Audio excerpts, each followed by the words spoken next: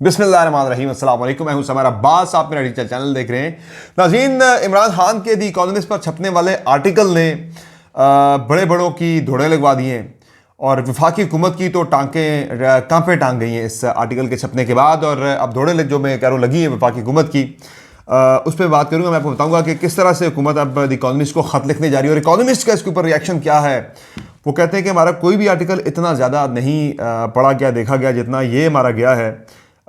इमरान खान का आर्टिकल जो है वो देखा गया, पढ़ा गया। तकरीबन कुछ 4,93,000 लोग ये आर्टिकल देख चुके हैं, जबकि वो कह रहे हैं हमारी एवरेज हमने बड़े से बड़े इशू पे भी किया है वो 1 लाख से ऊपर नहीं गया, 100K व्यू से ज़्यादा नहीं आया। तो ये कहते हैं कोई खास इसमें है ऐसा क्या है कि भाई इतना ज़्यादा चला है।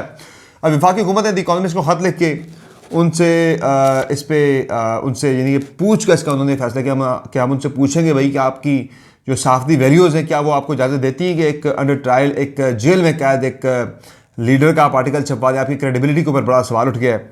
इस पर बात मैं करूँगा डिटेल आगे चल के कि मामला है क्या और क्या इमरान खान आर्टिकल नहीं लिख सकते जेल में से, और उनकी जेल में होने की वजह पे बात भी मैं करूँगा ऑब्वियसली। और अजीम, ये जो कल वारदात डली है सेनेट ऑफ पाकिस्तान में रेजोल्यूशन की, उस पर तहरीक इंसाफ और पीपल्स पार्टी ने अपने अपने सेनेटर से उनसे जवाब मांग लिया। पीपल्स पार्टी ने तो शोकस कर दिया बहरमन तंगी को। लेकिन इस रेजोल्यूशन के पीछे असल जो वजह थी, मैं कल ही बात की थी मैंने, पाकिस्तान तहरीक इंसाफ की पॉपुलरिटी है। लेकिन अब तमाम चीज़ें जब हरबे नाकाम होते हुए नज़र आ रहे हैं तो इमरान खान को 2-3 उनके केसेस धड़ा धड़ आगे पीछे लगने वाले हैं, जिसमें उन्हें जो है सज़ा देने का एक प्लान है। लेकिन मैं आपको आज लिख के दे रहा हूँ कि this will prove counter productive. इससे तहरीक इंसाफ के इमरान खान को और ज़्यादा फ़ायदा होगा, क्योंकि जितनी चीज़ें इमरान खान के अगेंस्ट हो रही हैं उन सारी चीज़ों का उल्टा इमरान खान को फ़ायदा हो रहा है, यहाँ भी इमरान खान को फ़ायदा पहुँचाएंगी। तो आपसे रिक्वेस्ट है कि चैनल को सब्सक्राइब जरूर कीजिएगा, वीडियो पसंद है तो लाइक करें और बेल आइकन प्रेस करना ना भूलिएगा। क्योंकि अब मैं बात करने जा रहा हूँ, सबसे पहले ज़रा मैं बात करता हूँ कि जो सेनेट के अंदर वारदात एक डली है। सेनेट के अंदर गुज़श्ता रोज़ जो रेजोल्यूशन पास की गई, 14 सेनेटर मौजूद थे, एक ने मुखालफत की, 13 में से 2 खामोश रहे। पीपल्स पार्टी और तहरीक साहब के जो 2 सेनेटर वहाँ मौजूद थे, गुरदीप सिंह थे PTI के और बहरमन तंगी थे पीपल्स पार्टी के। तो उनके ऊपर PTI ने भी अपने सेनेटर से गुरदीप सिंह से वजाहत तलब कर लिया, 3 दिन के अंदर जवाब मांग लिया है। और पीपल्स पार्टी ने भी सेनेटर बहरमन तंगी से उन्हें शोकाज करके उनसे जवाब मांग लिया कि आपने पार्टी पॉलिसी के खिलाफ अपने इस रेजोल्यूशन को सपोर्ट किया है। इस पर पार्टी को ज़रा आप शोकाज में उनसे जवाब मांगा गया है। तो PTI ने भी और पीपल्स पार्टी ने भी खुल के उन्होंने इस राय का इजहार किया कि भाई हम किसी भी तरह से इस इलेक्शन में इल्तवा के बिल्कुल भी मुतमन्नी नहीं है। हम तो चाहते हैं फौरी तौर पर मुल्क के अंदर इंतखाबात, हमें ये सूट करता है। अच्छा हुआ यह कि कल मैंने एक वारदात पकड़ी है, जो मैंने कहा था ना कि ये फिक्स मैच है। ये फिक्स मैच इसलिए मुझे नज़र आता है, और इसमें सारा जो नज़र आया आपको नून लीग की जानिब से एक मुखालफत करना, बाकी पीपल्स पार्टी और तहरीक इंसाफ का सेनेटर जो है वो खामोश बैठे वहाँ पे। खामोश बैठे तो ज़ाहिर है वो खामोश हिमायत भी है। लेकिन एक काम जो ये कर सकते थे, ज़ाहिर है जो लोग तैयारी करके आए थे इस रेजोल्यूशन को पास करवाने के वाले से, वो ज़ाहिर नंबर में ज़्यादा थे। आल्दो सेनेट का कोरम पूरा नहीं था, लेकिन नंबर में वो ज़्यादा थे। मैंने अपने प्रोग्राम में कल इन्वाइट किया था रेजोल्यूशन पेश करने वालों में से सेनेटर कोदा बाबा थे मेरे साथ, जबकि पीपल्स पार्टी के बहरमन तंगी, नून लीग के अफनानुल्लाह और तहरीक इंसाफ के गुरदीप सिंह साहब कल मेरे शो में थे। और तीनों से मैंने एक सवाल किया। मैंने कहा चलें जी, आपको नज़र आ रहा था एक रेजोल्यूशन आ गई है, वो वोट हो रहा है उस रेजोल्यूशन के ऊपर, आप एक काम तो कर सकते थे। आपको पता था कि आप माइनॉरिटी में हैं, आप कम हैं इस वक्त जो इलेक्शन चाह रहे हैं। तो अगर आपको लग रहा था कि आप फारिग हो जाएंगे, आपके यानी कि रेजोल्यूशन पास हो जाएगी, तो चूंकि कोरम पूरा नहीं था सेनेट का, आप कोरम तो पॉइंट आउट कर सकते थे। यकीन जाने कि तीनों ने एक ही तरह का जवाब दिया। गुरदीप सिंह साहब ने भी कहा जी वो मुझे बिल्कुल समझ नहीं आई कि ये क्या हो रहा है, मैं नहीं कर सका, मुझे कोरम पॉइंट आउट करना चाहिए था।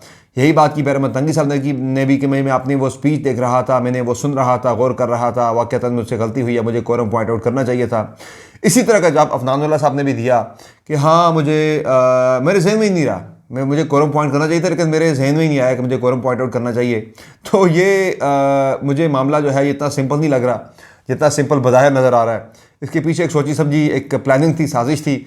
आपने देखा कि तभी कमरान खान साहब ने बड़े जो है ना वो बड़ी उछल कूद की, बड़ी छलांगें लगाई कि जनाब बड़ा अच्छा काम हो गया है कि सेनेट ने शाबाश, सेनेट शाबाश, इंतखाबात नहीं होने चाहिए, स्टॉक मार्केट जो है वो मुतासर हो रही है इंतखाबात की वजह से, और ये सारे मामलात की वजह से मुल्क में स्टेबिलिटी जो है वो मौजूदा निगरान हुकूमत ही ला सकती है, मौजूदा फौजी क़यादत ला सकती है। तो इस तरह की बातें अब हमारे जब कोई साफ़ी कहते हैं तो बड़ा दुख होता है कि पाकिस्तान एक डेमोक्रेटिक कंट्री है और पाकिस्तान में जिस सियासी इस्तेहकाम की बात हो रही है, वो इमरान खान ने भी कल अपने आर्टिकल के अंदर लिखा है कि पाकिस्तान के लिए आगे बेहतरी का रास्ता एक ही है। पाकिस्तान के लिए बेहतरी का रास्ता एक ही है कि पाकिस्तान में स्टेबिलिटी का इस्तेहकाम का रास्ता एक ही है, मुआशी इस्तेहकाम का रास्ता एक ही है कि पाकिस्तान के अंदर शफाफ इंतखाबात करवाए जाएँ। और हकीकतन रास्ता पाकिस्तान के लिए है ही यही है बेहतरी का। बाकी अगर केयर टेकर सेटअप को तूल दिया जाता है तो यकीन जानिए कि पाकिस्तान की तबाही हो जाएगी। ये मैं आपको आज बता रहा हूँ कि इसमें कोई किसी किस्म की बईद नहीं है। इमरान खान पत्नी किसके एजेंडे पर काम कर रहे हैं और वो बार बार इंतखाबात के इनेकाद के हवाले से बार बार अपनी ट्वीटें लिख रहे हैं और भरपूर इस चीज़ की मुखालफत कर रहे हैं कि इंतखाबात नहीं होने चाहिए। और एक आपको नज़र आ गया, और मैंने कल भी ये कहा था और आज भी मैं ये बात कर रहा हूँ कि ये जो सेनेट में हुआ है रेजोल्यूशन का आना, ये अब बहुत वाज़े कर रहा है कि एक हमें मुल्क के अंदर एक ठीक ठाक सोच नज़र आ रही है कि इंतखाबात की मुखालफत में ये सोच जो है इसने काम शुरू कर दिया है, कुछ लोगों ने काम शुरू कर दिया है। और ये सीरीज़ ऑफ इवेंट है। बेसिकली ये जो सेनेट में रेजोल्यूशन पास हुई है, ये एक सीरीज़ ऑफ इवेंट्स है जिसमें एक ये रेजोल्यूशन आ गई सेनेट में, ये यानी कि शुरुआत है। इसके बाद एक पूरी सीरीज़ ऑफ इवेंट्स आने वाली है इंतखाबात के इल्तवा के सिलसिले में, जिसमें अभी आप देखेंगे कि national assembly supreme court of Pakistan में और हाई कोर्ट्स के अंदर पटिशनें आना शुरू हो जाएंगी कि जी ये पटिशन वो पटिशन, इंतखाबात मुलतवी किए जाए, पिट से आपा पूरे मुल्क में पड़ जाएगा हाई कोर्ट्स के अंदर और सुप्रीम कोर्ट ऑफ पाकिस्तान के अंदर पटिशनें आना शुरू हो जाएंगी, भाई इंतखाबात को मुलतवी किया जाए, ना किया जाए इंतखाबात को। इस तरह की चीज़ें आपको काफ़ी सारी नज़र आएंगी।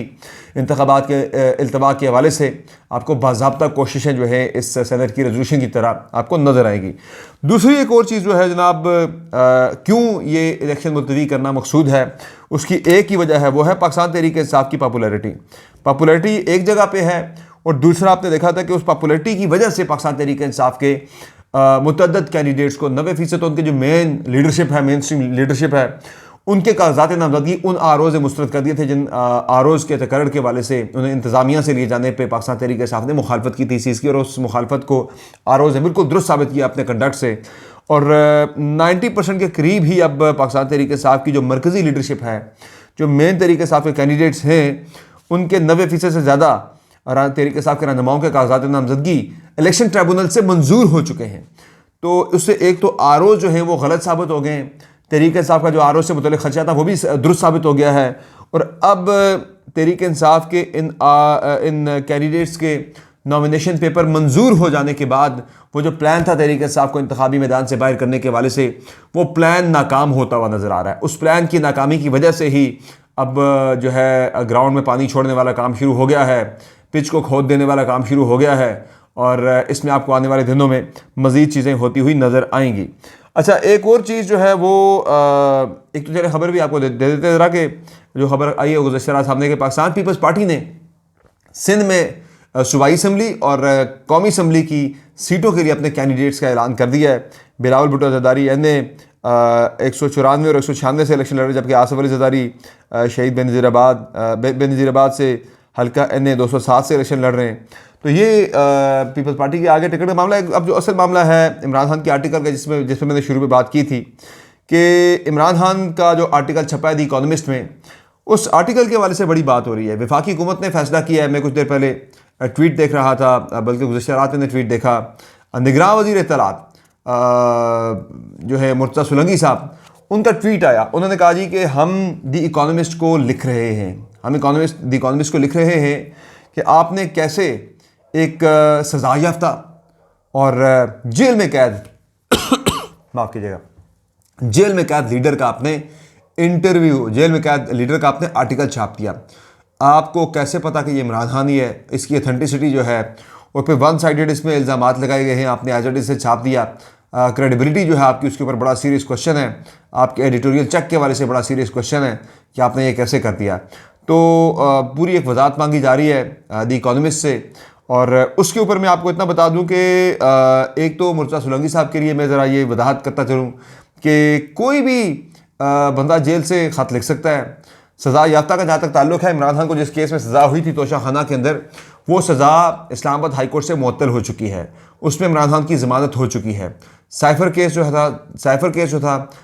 केस जिसमें इमरान खान को रखा गया था जेल के अंदर, उसमें भी इमरान खान की ज़मानत हो चुकी है। और साइफ़र केस में इमरान खान अंडर ट्रायल मुलज़म है, वो कोई मुजरिम नहीं है। इस वक्त इमरान खान का जो स्टेटस है, अडयाला जेल के अंदर 150 दिन से ज़ायद हो चुके इमरान खान को कैद हुए।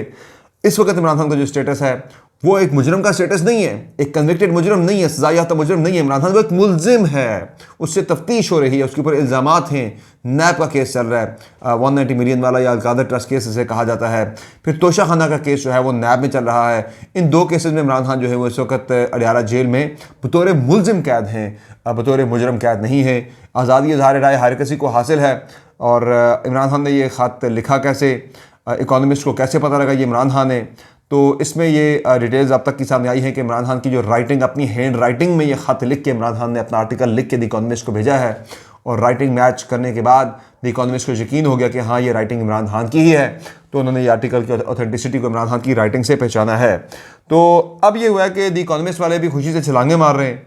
वो बड़े हैरान हुए कि भाई ये क्या माजरा है पाकिस्तान के अंदर, हो क्या रहा है कि भाई एक आर्टिकल लिखा गया, उसमें पेज टर्नर है जनाब, वो लिखते हैं कि no other post by the Economist has crossed even 100K views, be it on India, UK, Trump, Ukraine और पैलेस्टाइन, यानी फ़लस्तीन हो, यूक्रेन हो, ट्रंप हो, बरतानिया हो या इंडिया हो, उनसे मुतालिक भी किसी भी जो पोस्ट थी हमारी द इकोनॉमिस्ट की, उसके 100K यानी 1 लाख से ज़्यादा उसके व्यूज़ नहीं आए।